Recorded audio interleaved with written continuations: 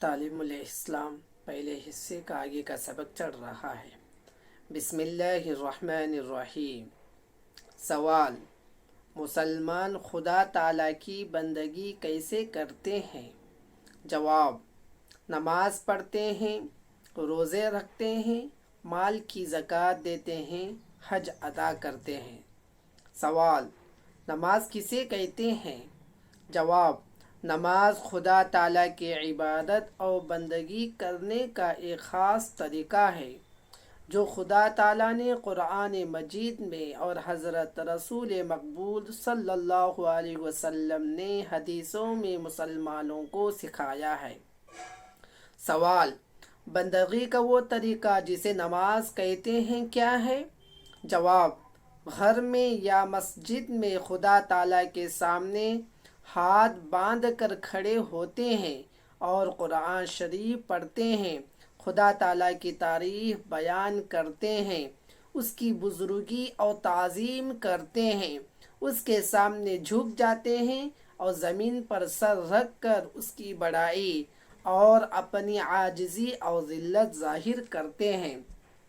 سوال: مسجد میں نماز پڑھنے سے آدمی خدا تعالیٰ کے سامنے ہوتا ہے یا گھر میں؟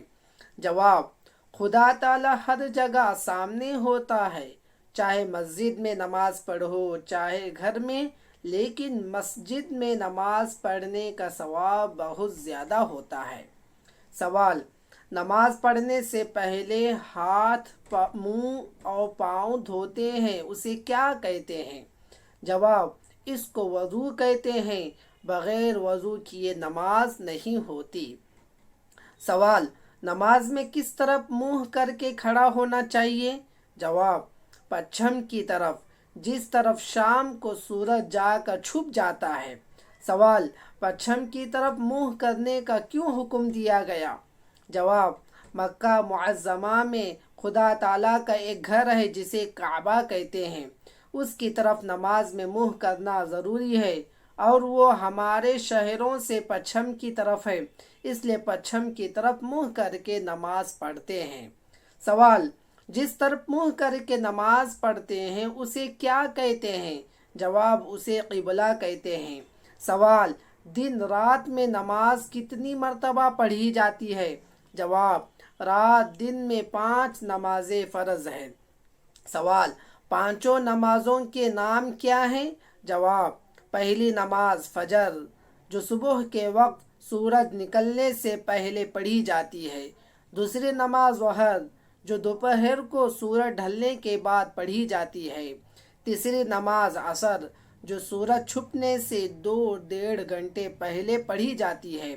چوتھی نماز مغرب، جو شام کو سورج چھپنے کے بعد پڑھی جاتی ہے۔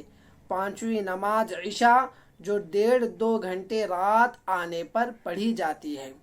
آج کے لیے بس اتنا ہی سبق کافی ہے، آگے کا سبق انشاءاللہ کل پڑھا جائے گا۔